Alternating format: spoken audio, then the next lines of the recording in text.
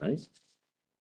So Christie Tragno from Chatham Township is here with us today, and she's going to talk about planning for recycling at new construction sites.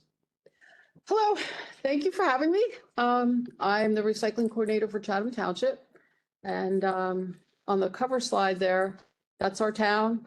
We have a bald eagle on our cell tower, and one of my coworkers, happy guy, and a nice sunflower because I can't wait till spring. Next one.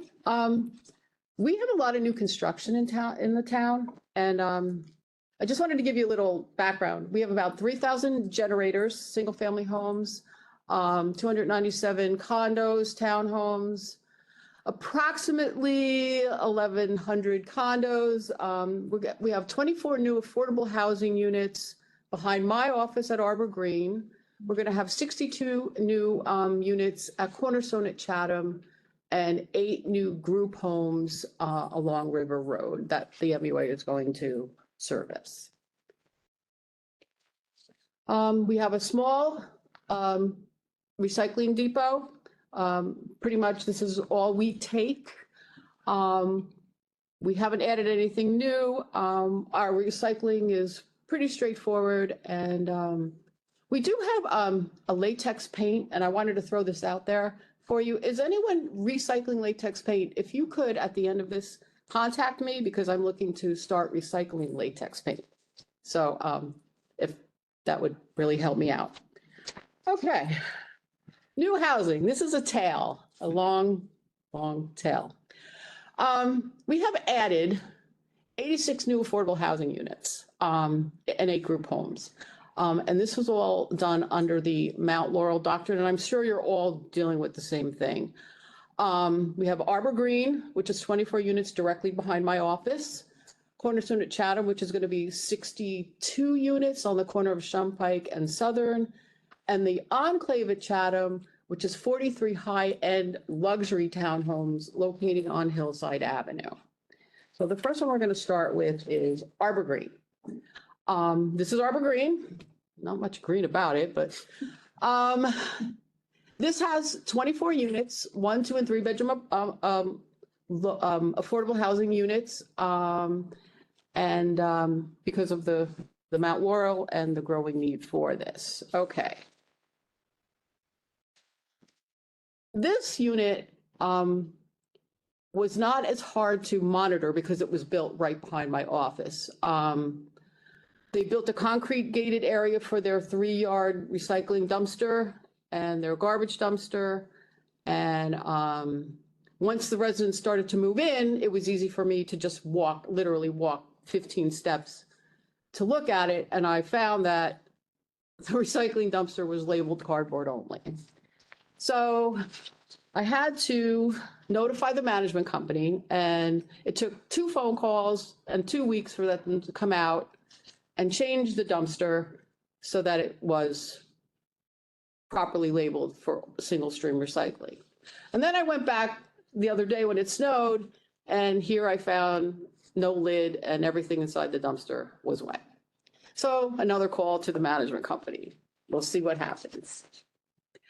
Enclave at Chatham. This is interesting. This is a very expensive bunch of units that were built by Toll Brothers. They're kind of like a duplexy kind of thing. And I don't know why you would spend all this money to be stuck to your neighbor. But anyway, these are quick move-in homes, and they're beautiful, and they're estimated at $1.6 million. And there's 43 of these that are going to be generating recycling. Okay, this is a picture of kind of construction when it first started. I guess to my left, you can see those units are finished, and then to the right, these are up, these were being built, but these are all finished now, the ones on the right. And take a close look at the trucks that are parked there, because that also plays a part in this long tail. Oh, the Enclave at Chatham. Look at this. Are they mixing trash with the recyclables? Yes, they are. The MUA spotted this. This hauler was actually picking up recycling and garbage and mixing it together. I happened to call a hauler that was also doing this at another location. And this hauler actually told me that they were taking these trucks and taking it back to their facility and dumping it on the floor and separating them, the recyclables and the garbage themselves, which we all know is not true. So I also told the hauler not to do that anymore, that everyone is watching, and hopefully this has rectified the problem, but I'm not going to bet on that. That's why the title of your presentation is a recycling fairy tale. Yes, that's right. I tried to get fairy tale music, but I couldn't get it to work. All right. Here are some cross-contamination photos at the Enclave. Anthony and Maura and Don Kidd and I went out, and here's what we found. We found source separated materials was not taking place, and they were putting illegal dumping in all these containers. You've got some plastic fencing, you've got household garbage, you've got cardboard. So it was a plethora of mixed mash stuff. So sad. All right, other things we found. Containers. We found containers that weren't labeled. We found containers with current company names, past company names, holes in containers you could literally poke your hand through. So this is another thing when you go out and look at your sites with this new construction, is to take a look at all of this, because it's a problem. It really is a problem. And the Division of Public Health will touch on some of these things later when they present. All right. Here's the Enclave at Chatham again. And as you can see, these trucks, now I'm in a truck taking this picture, but on certain days, especially when construction was very big and heavy, the MUA trucks could not access the residents' recycling. So of course, I got a call from the MUA saying that we were unable to pick up, 4, 5, 6 houses because these contractors and builders and carpet installers and air conditioning people blocked the road for access. So this is something else that you have to keep in mind when they do this in your town, in your area, because it's coming, and if it hasn't already. So that's another concern. All right, this is my favorite, Cornerstone at Chatham. I call it Tombstone at Chatham, but what do I know, right? Okay. This is a income restricted community as well, part of the Mount Laurel Doctrine. There's going to be approximately 200 people living in these rental units. I called the town engineer because of the recycling issues, and he told me that approximately 200 people, and there wouldn't be too many children. And I'm really not sure how that plays into all this, but they're going to have a clubhouse, they're going to have a fitness center, and an outdoor grilling and dining station. Okay, and this is what it's supposed to look like when it's completed. And I think the recycling is right around the corner from that building. Right from that tan Car, compact. right? Yeah, it's right around there. Okay. I did a little math here, and I kind of estimated that they're going to make about 30 cubic yards of commingled recycling every 2 weeks, and it would require a 30-yard dumpster. And the dimensions of a 30-yard dumpster as 22 by 8 by 6. Okay. And let's not forget, thank you, Anthony, that we need a platform for the people to dump their recycling safely, because you can't really dump from the ground up. It just doesn't work. The following diagram shows that a 30-yard container is not going to fit in here. And the management company, when they were notified about this, said, well, we'll put in a 12-yard container, and hopefully that will handle all of this recycling that they're going to not generate. So we'll see what happens, but it's not going to fit, and you can see why. Here's the plans. So you can see that their recycling area is very small compared to their trash compactor, and it's not going to accommodate 200 people. So, And a lot of things to consider even with that is, even with the 200 people, they're guests. You have all the amenities at the location. Right. You also have to consider people getting in, online deliveries, orders, things coming in, and it's only one location. So all things that you want to consider. it's a small little city, Yeah. really, and it's going to generate a lot more than a 12-yard container. To be picked up twice every 2 weeks. I'm hoping it's not, it's more, but, and this is, they haven't even broken ground yet where they're going to put this. These the next two pictures, this one and the following, are quite interesting because right behind that orange, what would you call that? Tarp of It's a, silt silt fence. screen Yeah. is it protected environmental Wetlands. and God only knows what's going to happen to that. I can see the recycling going in there, the garbage going in there, the water going in there. I don't know what they're going to do. Yeah. Maybe they're going to get a visit from the DEP, the EPA. But the important part to see just with this picture is, so by the time we had gotten out to this site, we were told that there was nothing there. And then we get out to the site and the framing's up for the whole location. They're, putting up the siding, and they already figured out the trash and recycling, enclosures where they're going to be, and they put the curbing in. So, and that's at the time we went out the next day that you were alerted. Right. So this was already done. So the time that the MRC gets a lot of this information, it's already built. So it's a lot of, it's important that, as Kathy just wrote, that you guys are included in this process. And a lot of your local ordinances also speak to that you could run back to. That I think yours specifically said that they're supposed to go to a planning board meeting. Yes. And all of that was never even done. So Definitely check your ordinances.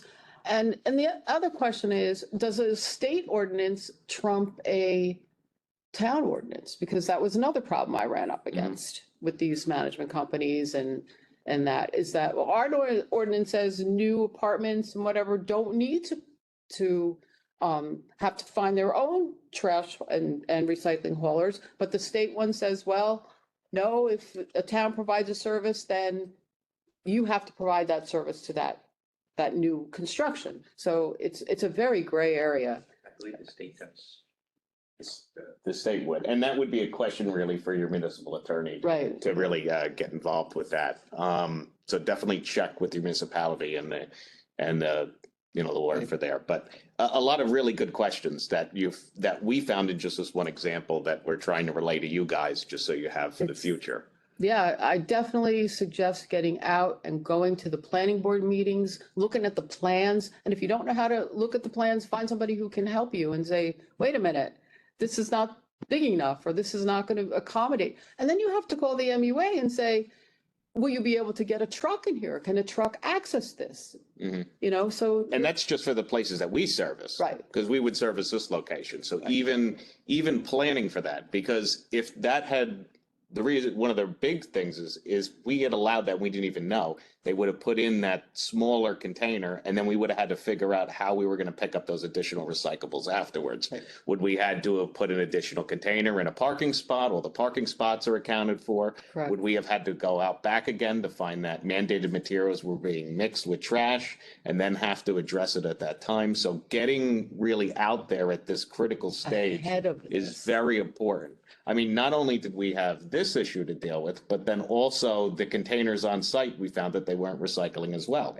And then that allowed us to get into there and speak to them about generator reporting and all the requirements that are thereafter. So it's really important to get out there. I know the MUA and the Division of Public Health are making some guidelines and some pamphlets, educational material to help all of you out if you go out on these inspections. And remember, 3 inspections a year. So this is one of yours. This is one. This is a big one. But yeah, so good stuff. All right. So Cornerstone of Chatham, here's where we stand right now. It has not been determined whether or not the MUA is going to service these units. We had a discussion, and it was suggested that the town purchase a stationary compactor, which I thought was a great idea, and that we would rework the contract with the MUA and have them service that compactor every 2 weeks. So I brought this up to the town administrator. I think you've had a discussion with him as well. And he is not on board. He's leaning towards reimbursing the management company for the recycling that at the current rate that was determined by the CFO, and that's the rate below. I don't know how she got that rate, and she told me she was too busy to let me know how she got that rate. So there's the rate. I guess that's what they're going to go with, but I have not heard yet. And that's an important thing too. So also consider the fact if you reimburse, in their builder's agreement that you're reimbursing, the location for recycling so they can figure it out on their own, you still want to be involved in that process afterwards, because then that means that, okay, the 12 cubic yard container that they were considering might still go in afterwards because they don't want to provide for the additional recommendations we required. So you're still going to have to consider that afterwards. It's not as much as in which we explained to the town that it's not that you could just pay to have this problem taken away. That's what it still happens afterwards. That's exactly how they So just to consider that. Yeah. And lastly, what was learned? And this is what I've learned. Each new housing development has issues in its relationship to recycling, without a doubt. I also learned that contractors and builders did not consider recycling trucks needing curbside access on scheduled pickup days. They just didn't care. Haulers used worn and unlabeled and poor, containers that were not in shape, and that also poses a problem. The management companies, they do not cater to watching the containers that they put in regarding single stream versus cardboard. They don't care if they're using the lids and rain and snow. So all that in that container that I found was all garbage. Mm-hmm. So also,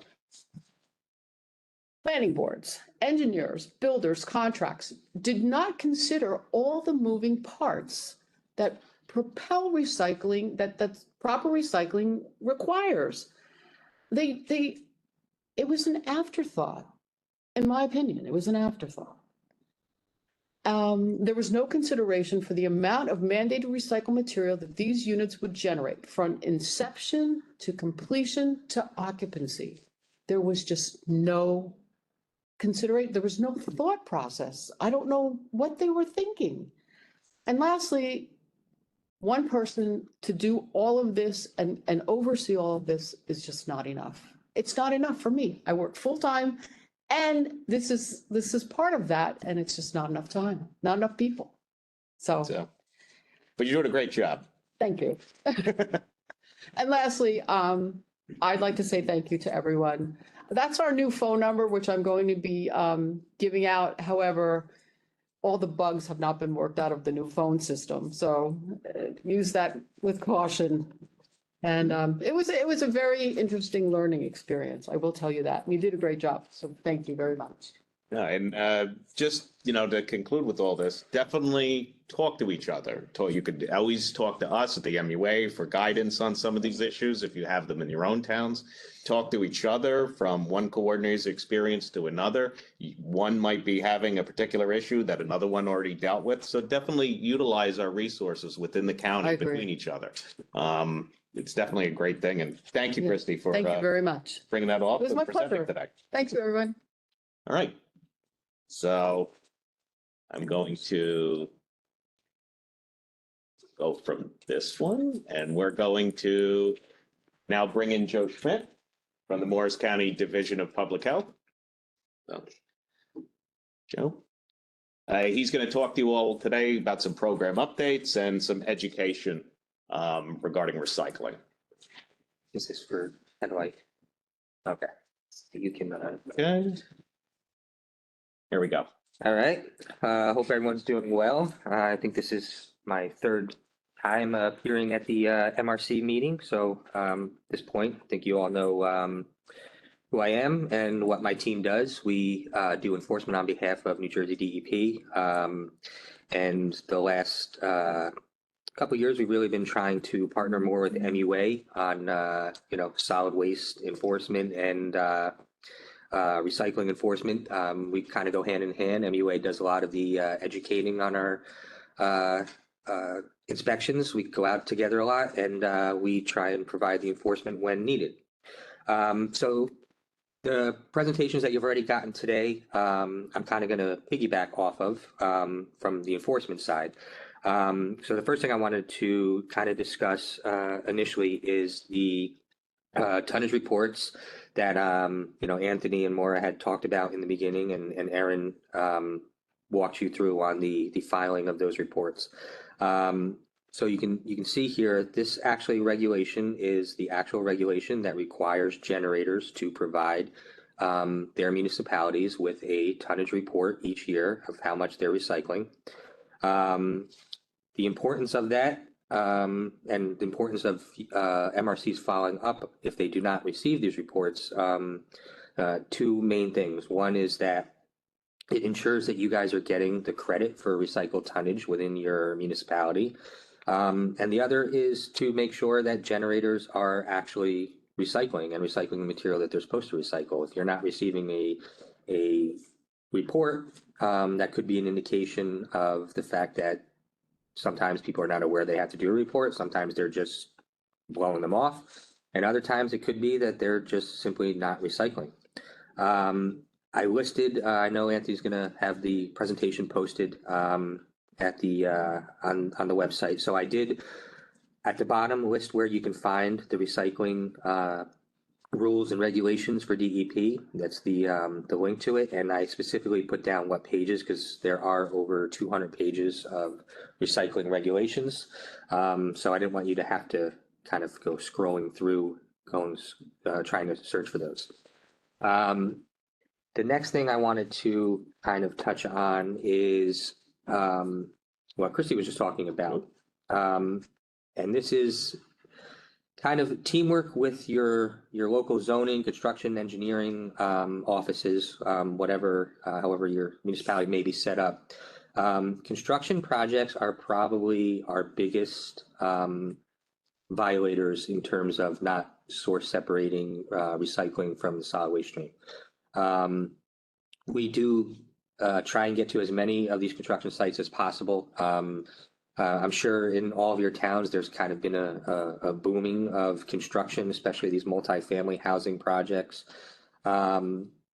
These contractors, as Chris said, they simply don't seem to care. They don't want to pay for extra containers if they don't have to. There is a responsibility on both the generator as well as the hauler to make sure that they are source separating. So what we're going to try and do is, what we can do to help you is try and make as many visits to these sites as possible. Like I said, sometimes we go out with MUA, sometimes our team is out there on their own. We do inspect containers as part of our work plan. We're required to inspect a certain amount each year. I think this year so far we've performed about 100 container inspections throughout the county. And when we do that, we not only check for recycling, if recycling is in the solid waste stream, but also for those labeling holes in containers. And we do issue violations to the haulers, and they have a certain grace period in which they have to fix those and provide us with corrective action that they have fixed them.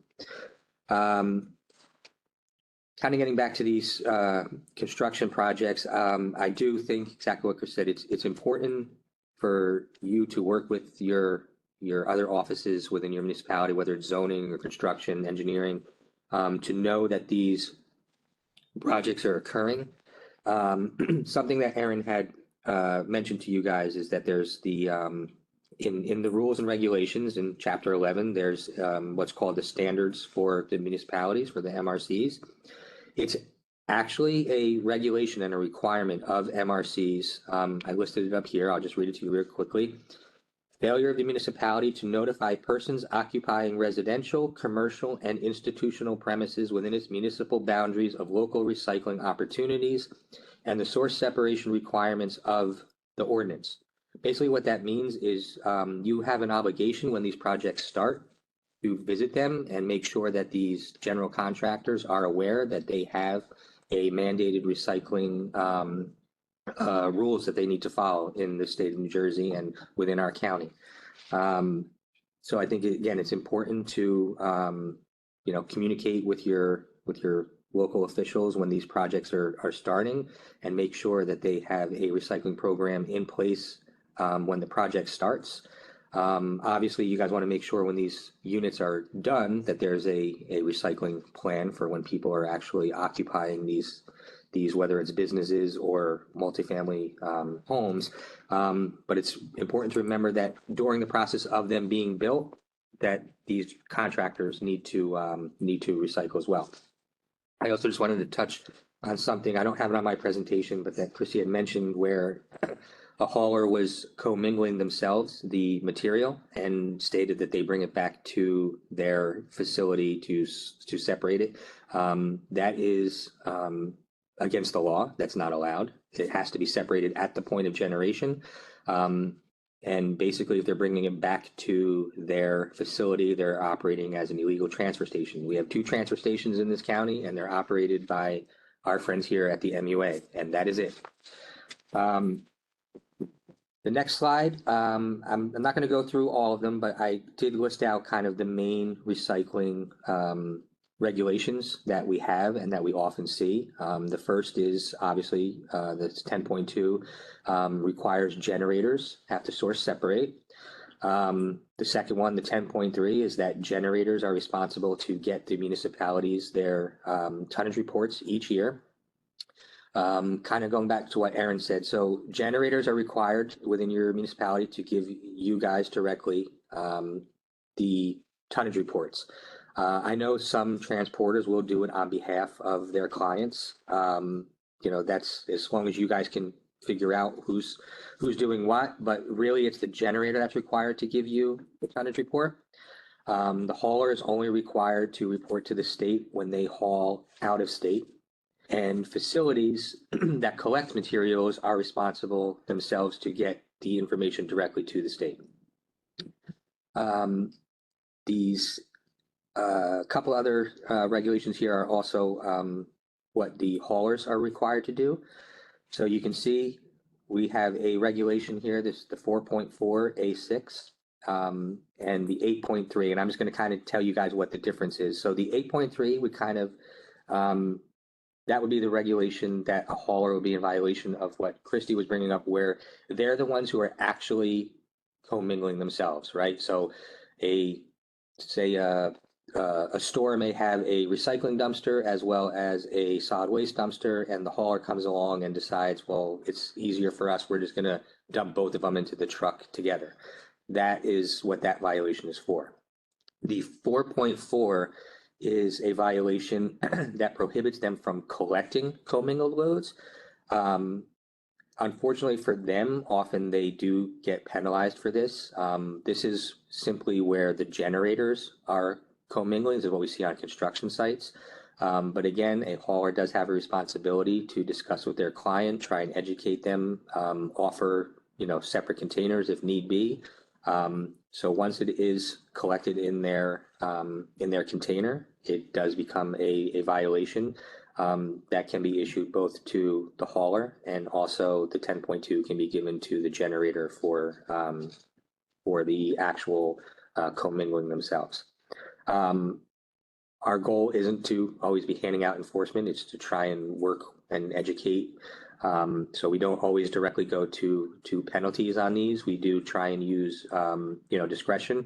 And again, that's where we try and work with MUA in giving a grace period to and showing us that they have a plan that they're going to correct these actions. Anthony did mention we are Brianna Rodriguez on my team, who actually does most of our generator recycling, and also our plastic ban inspections, is working on information. The last MRC meeting, I had received some feedback from one of the MRCs that asked for information that we can provide to you guys to take out on inspections, which can help both educate, but also show the risk that generators and their haulers are at if you guys refer an inspection to us, if you're not getting cooperation. This information is going to include both the regulations for tonnage reports. So if you're you have a business in your municipality that's not cooperating, not providing you with the proper tonnage reports, you can provide this information to and show them that they are at risk of receiving enforcement from our office for not following the ordinance and the regulation that requires them to submit the tonnage report. And it will also provide the information for generators for commingling and haulers for collecting and commingling as well. What we're also working on, though, excuse me, is a form that we hope to get finalized in the next month or so, and that Anthony said he could have posted on the MUA website, which will be a referral form for MRCs to use to refer something to our office. This form is going to give you the ability to ask us to look into a generator who's possibly not recycling, or someone who's not providing you with the proper reporting.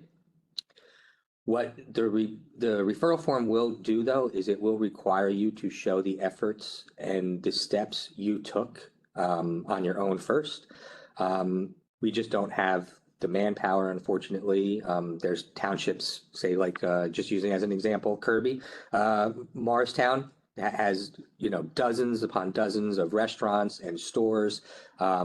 If, even a slight percentage of them were not cooperating, whether it's recycling or tonnage reports, we just would not have the ability to go out and see every single one.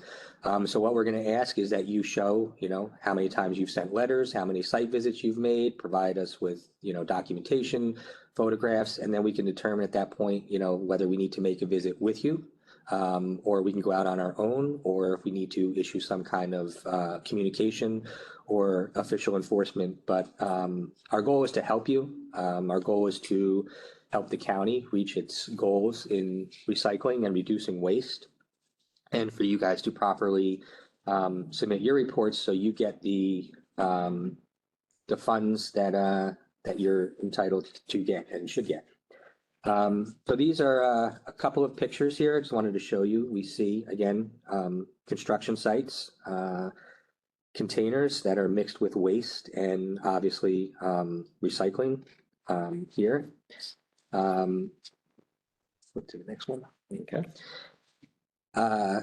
Again, some more, we see recycling dumped behind a business on the ground. They weren't keeping it in container.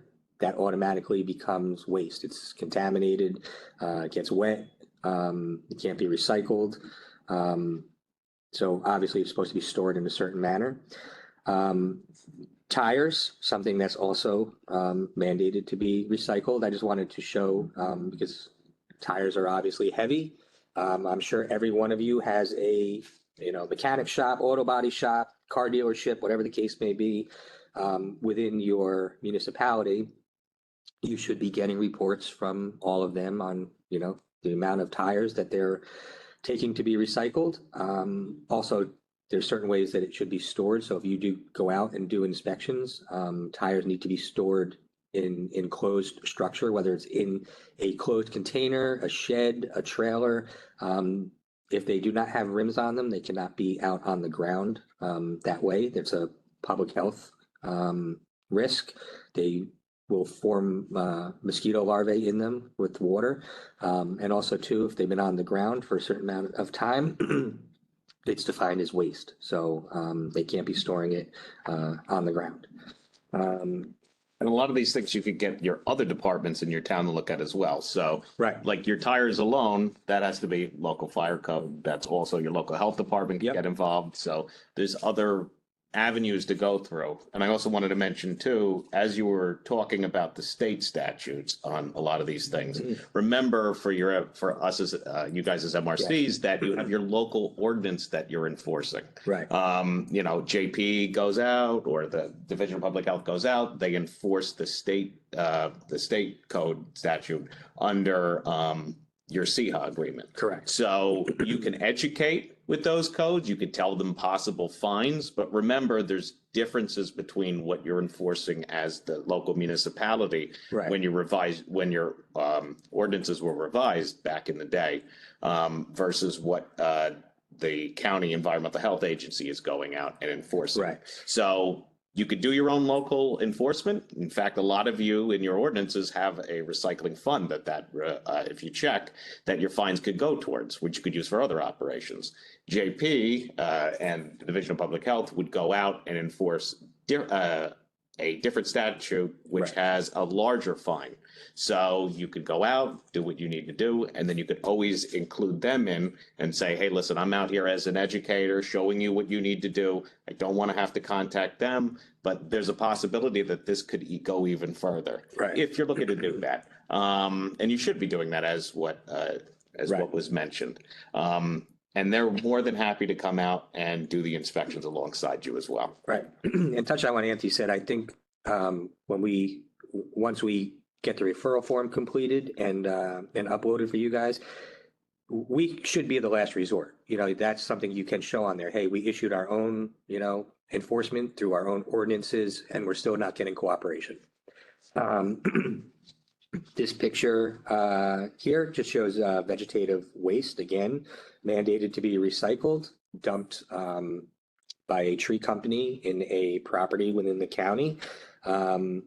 Just really for no other reason other than it just saves them money from having to take it to a recycling center. And it's, again, material that should be reported as being recycled and should be going to the proper facility. What we can do to assist you, so we kind of already discussed this a little bit, so I'm not going to go too far into it, but again, we're coming up with the referral forms that we can help you that way, and Bree is going to be finishing up with the material that you can take out onto inspections or to generators yourself, or if you encounter a hauler. I also want to bring up too, I know I mentioned it and we're still working on it, and hopefully again will be coming out soon. I know Anthony and the MUA had asked you guys for information so they can update the website. We are also going to partner with MUA in, I think we had discussed previously about sending you guys surveys that are going to ask for information on your specific recycling depots or facilities, just so we know what each municipality has, what they're doing, what materials they're accepting. We are required to inspect those a certain amount each year, some jointly with DEP, some on our own.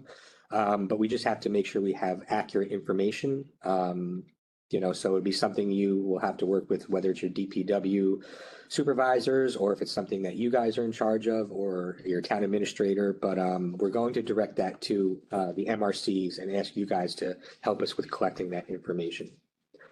And so just finally, I just wanted to, I've listed in the past, but I just wanted again to give you guys examples and definitions of what each recycling facility is. Class A, I know you guys have to visit one each year. And that, of course, is kind of what we commonly think about when we think about recycling, glass and paper and bottles and cardboard. Class B facility contains more so of like construction material. It can have some vegetative waste as well, but it's mainly what you think about is like asphalt, construction material, concrete, so forth. Class C facility is the best way to remember this is the C is compostable, so vegetative waste, food waste. There's going to be a big focus on food waste over the next couple of years, I believe, in the state. And it's a good opportunity for you guys, especially if you have lots of restaurants within your town or shopping centers because food waste is very heavy, so you will get a lot of credit for tonnage there. And then finally, Class D, which is excuse me, a lot of your oils and so forth, batteries, pesticides, latex paint. I know you were talking about latex paint.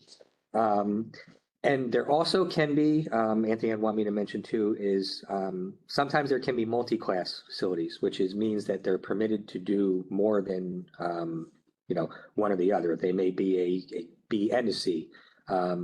So again, we'll be looking into what is in each municipality and what each municipality does. So we just ask for your cooperation with that.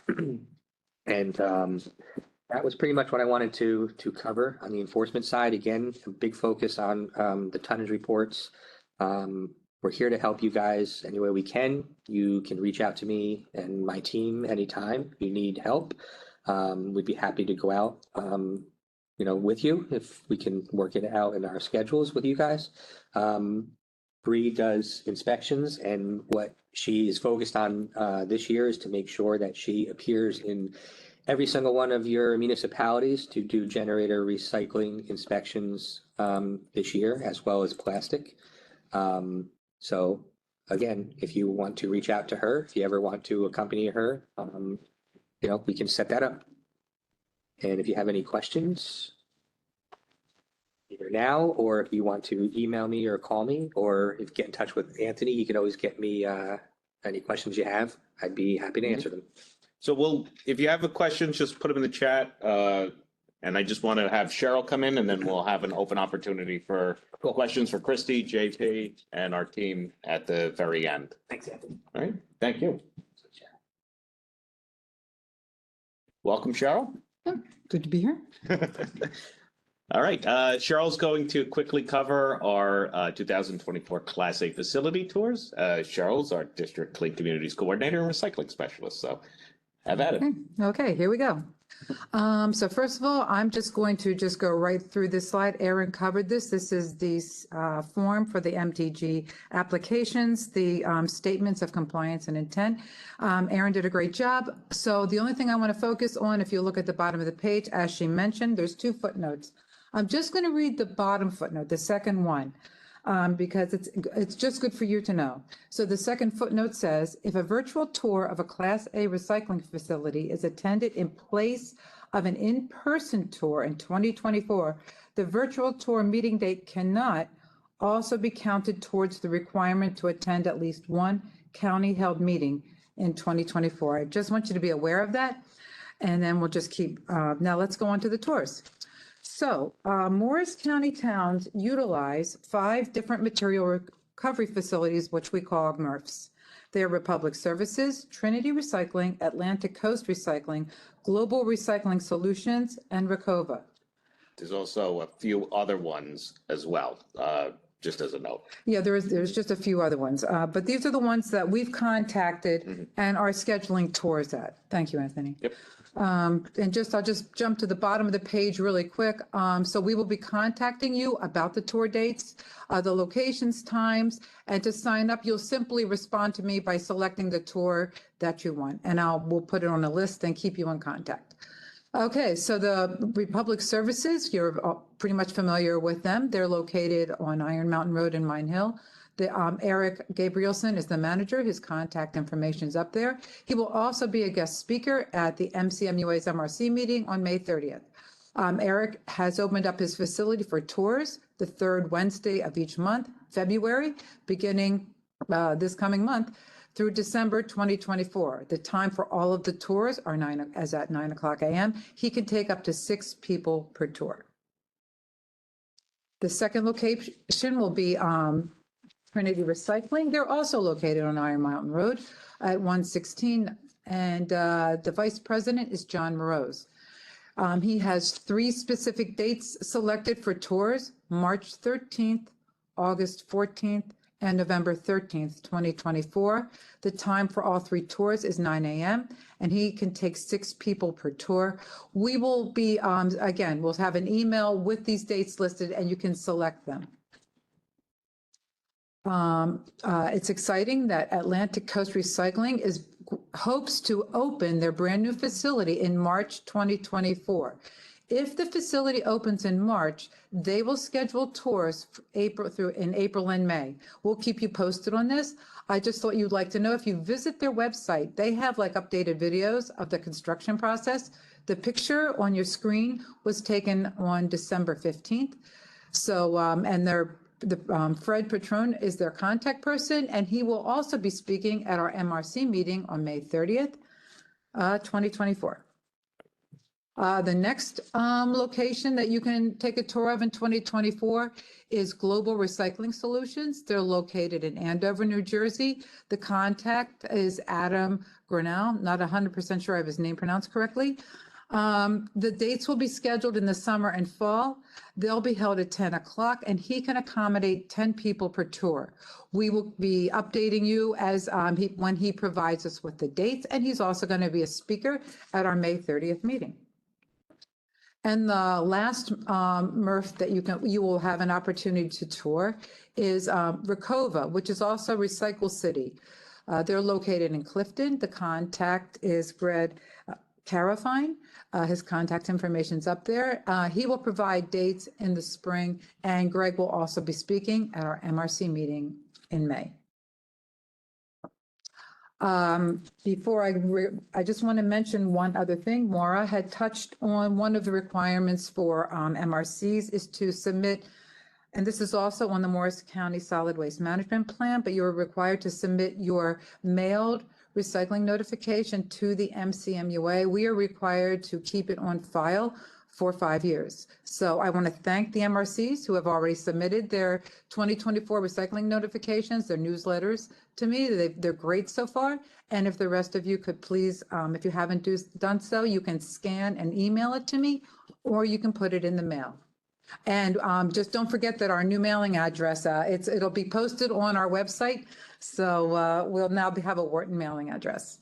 Upcoming events. The first one is the Sustainability in Motion Conference, March 6th through 8th, which is coming up soon. Just keep in mind that the MCMUA, we are paying for Morris County MRCs and Clean Communities Coordinators registration and ticket to the awards dinner. You have just till Friday, though, to you would contact me to let me know you're interested, and I would send you a registration form.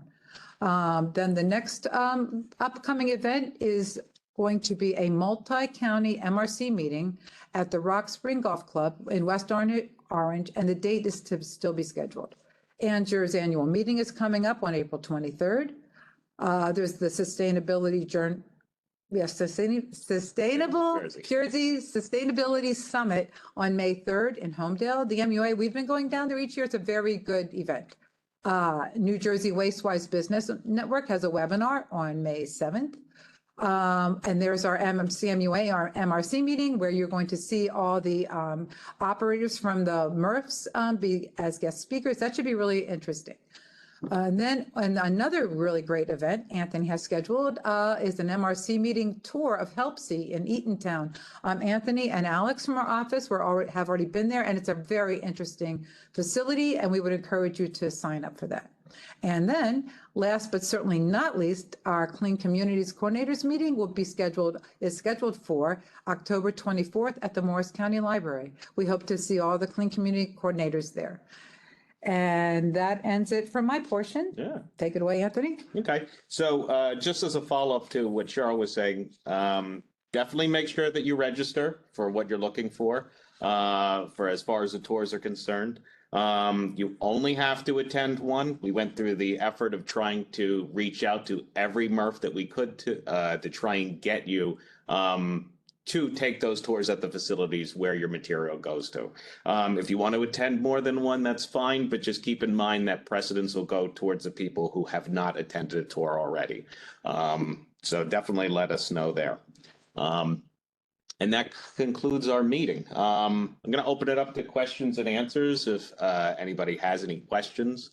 But I just wanted to show you our contact information here. It's all available on our MUA website if you want to reach out to any of us. And I'll pull up the chat so I can see if anybody has any questions. Yeah, hi, everybody. That was a great information, a great meeting. I just wanted to do a follow-up because I sent an email to Kellyanne offline that hopefully a good percentage of the ordinances of every town's ordinance this is regarding the construction and new developments, but everyone's ordinance should have a section now pertaining to new developments of multifamily, residential, or commercial properties. And in that section of an ordinance, it talks about having a plan for recycling as part of the approval process for that site, for that new development. And that the recycling coordinator should be involved. Someone should be involved from the town, and whether it's the planning board. So I would encourage everyone to look up in your ordinance a section that talks about new development, because I think you could try to get involved in that process, because it becomes a big problem if you, like you were talking about, if you don't catch it while it's being built or before it gets built, it just magnifies the problem. And there's some great information in the chat for everybody here. I can see Chris wrote something, Penny. I should just have all you guys in this office again. Great stuff. Thank you guys so much. All right, and that concludes our meeting then. So we'll see you all in March for the Sustainability. the sustainability motion Multi-county. or the multi-county MRC meeting, which we'll let you know the date. If not, we'll see you in May at our next MRC meeting. So thank you.